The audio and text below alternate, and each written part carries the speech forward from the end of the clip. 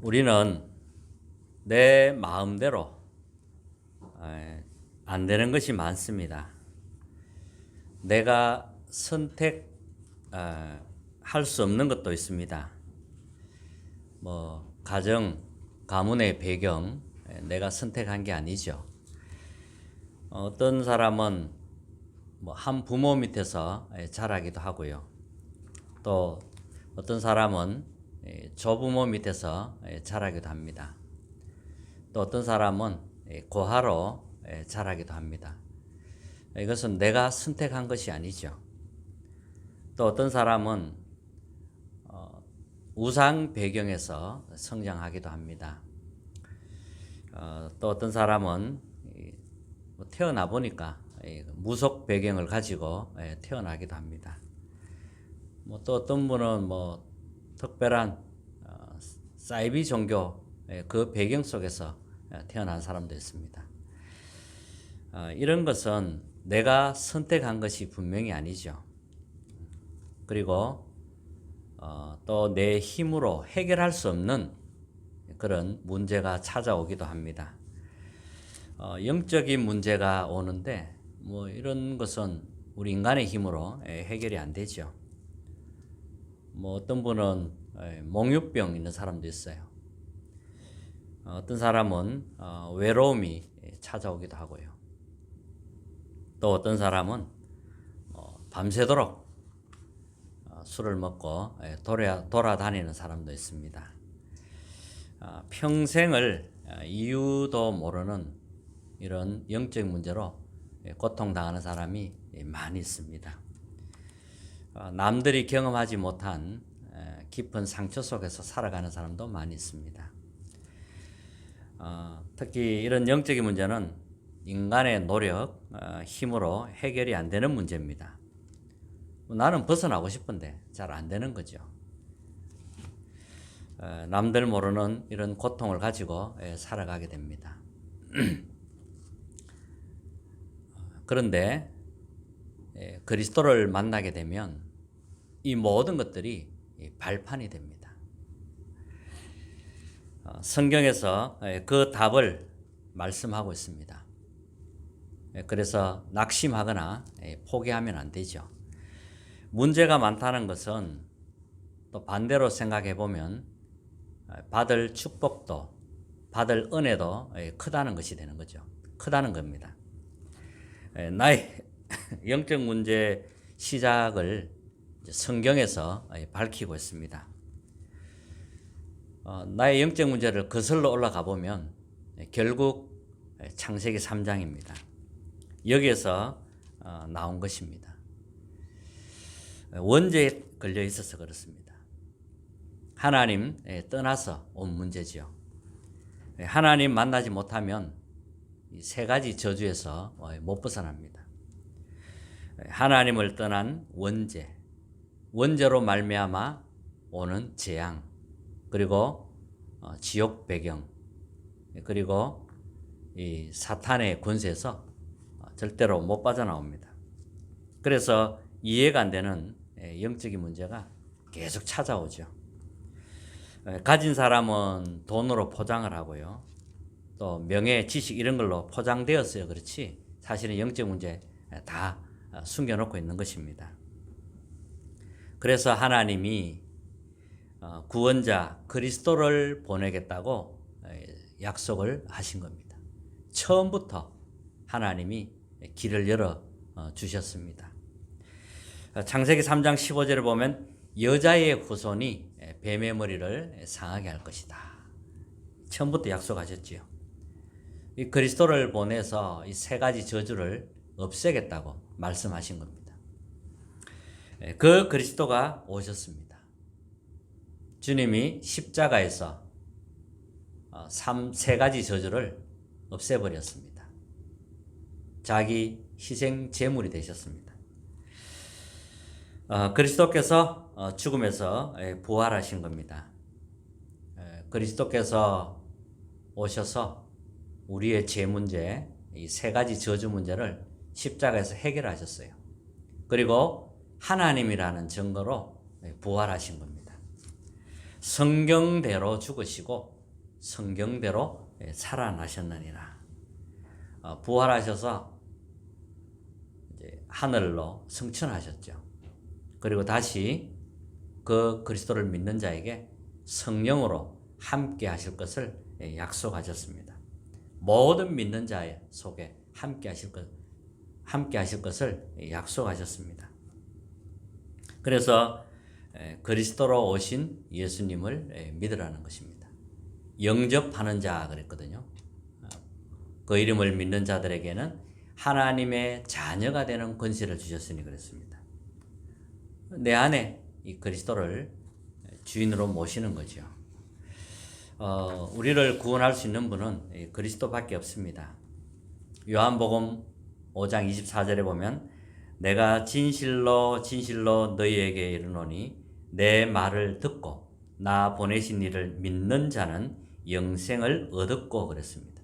심판에 이르지 아니하나니 사망에서 생명으로 옮겼느니라. 또 로마서 8장 2절에 보면 그리스도 예수 안에 있는 생명의 성령의 법이 죄와 사망의 법에서 너를 해방하였습니다. 이게 잘 안 믿어지는 사람도 있어요. 분명히 하나님의 시간표가 있습니다. 나의 영혼 깊은 곳에 이 그리스도가 주인으로 딱 자리를 잡게 되면 이제 끝이 나는 겁니다. 그러면 하나님의 나라가 임하게 되죠. 이때부터 흑암 세력이 무너지게 됩니다. 그러면 나는 이제 하나님의 성전이 되는 겁니다. 우리 자신이, 우리 몸이 하나님의 성전이 돼요. 그러면 하나님 말씀이 들려지게 되고요.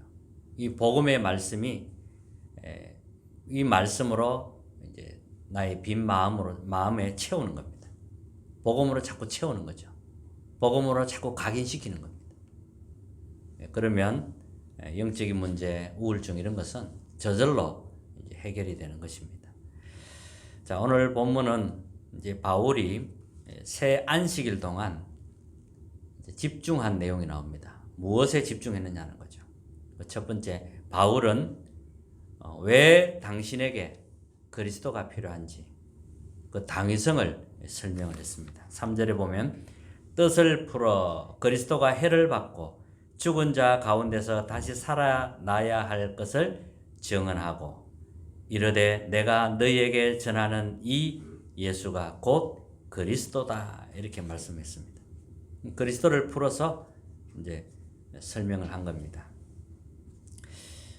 종교인들의 특징은 자기 행위가 기준입니다. 종교의 시작은 나에게서 시작을 합니다.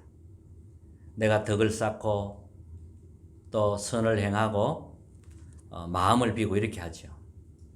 나에게서 시작하기 때문에 그리스도가 필요하지 않는 겁니다. 복음의 원리와 반대가 되는 거죠. 복음은 하나님이 열어주신 그 길로 가는 겁니다. 하나님이 그리스도를 주셨잖아요.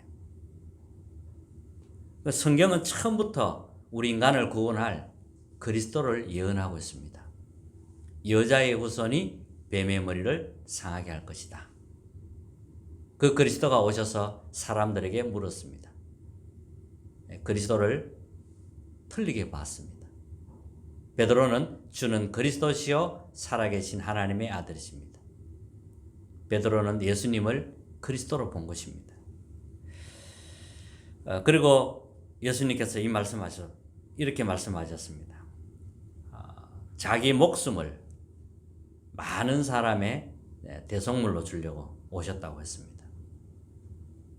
그래서 오신 겁니다. 목숨을 주시려고. 그래야 우리가 구원받게 되니까요.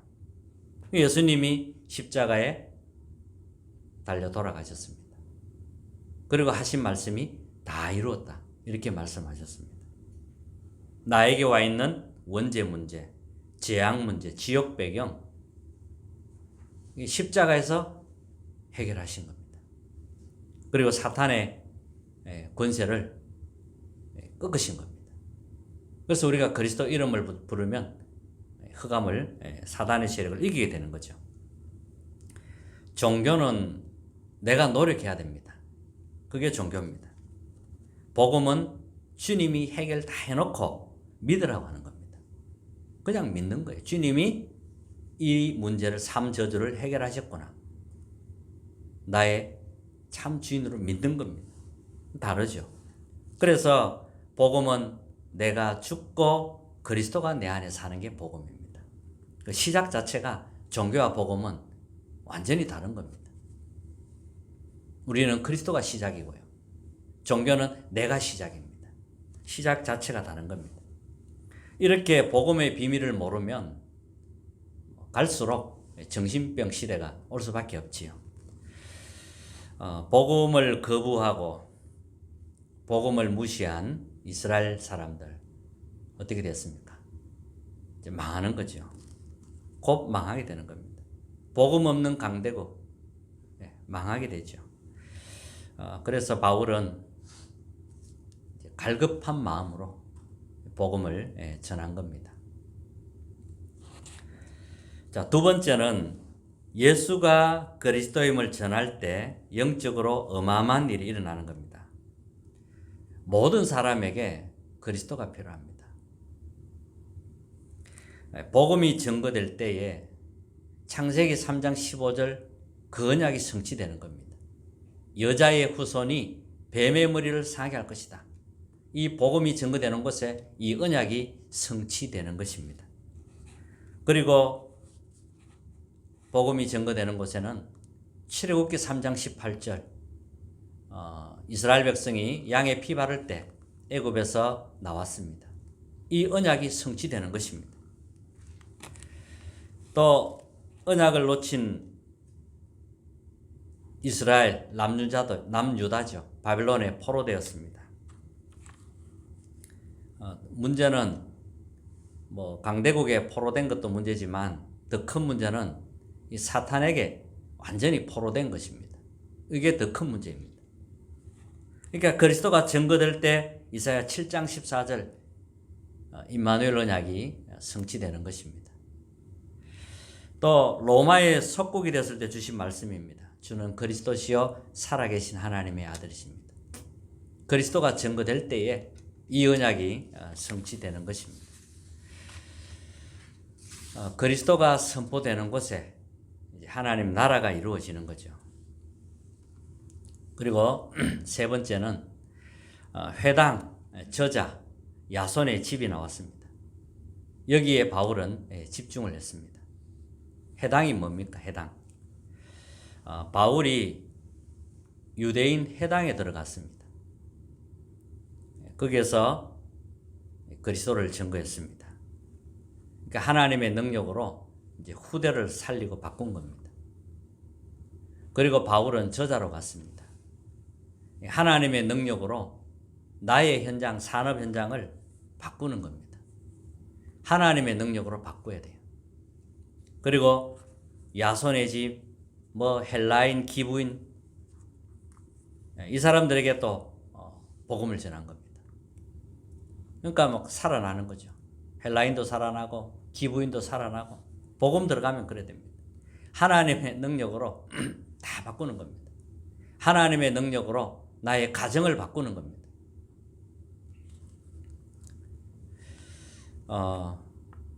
헬라인에게도 복음이 필요하고 기부인에게도 복음이 필요합니다. 자, 그러면 결론입니다. 보좌의 축복을 받으면 이제 만남의 축복이 일어납니다.